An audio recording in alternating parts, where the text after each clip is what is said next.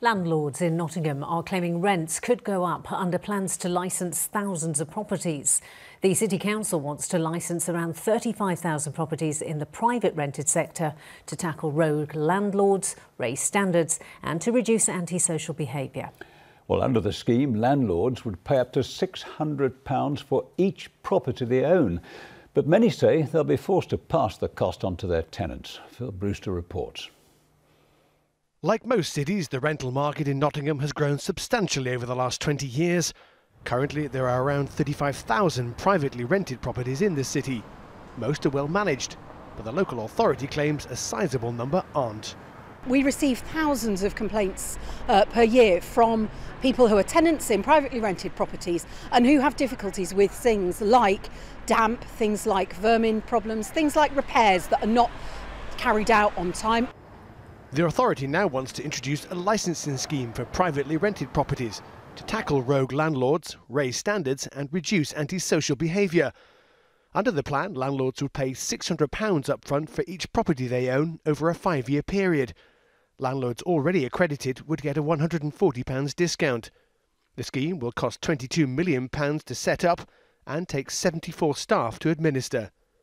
But for many landlords, it's a bad idea. Hi. Nahid Zaman manages a number of properties in Nottingham. Under the plans, she said she'd have to find £10,000 up front, a cost she fears will ultimately be borne by tenants.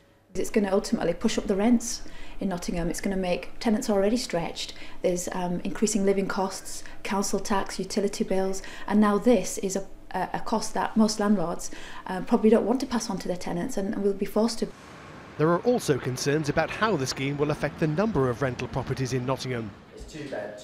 Staff at this city-based estate agents say it'll force many landlords to sell up and potentially deter new developers from coming to the city.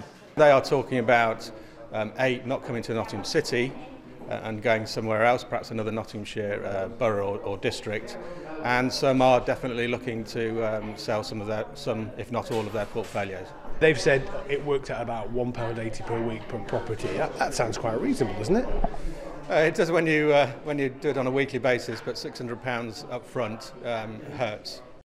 Under the scheme, each property would be assessed to ensure it meets basic health and safety standards. Those failing to apply for a licence could face a fine of up to £20,000. Many landlords say the upfront costs are just too much to find in one go, a claim rejected by the council.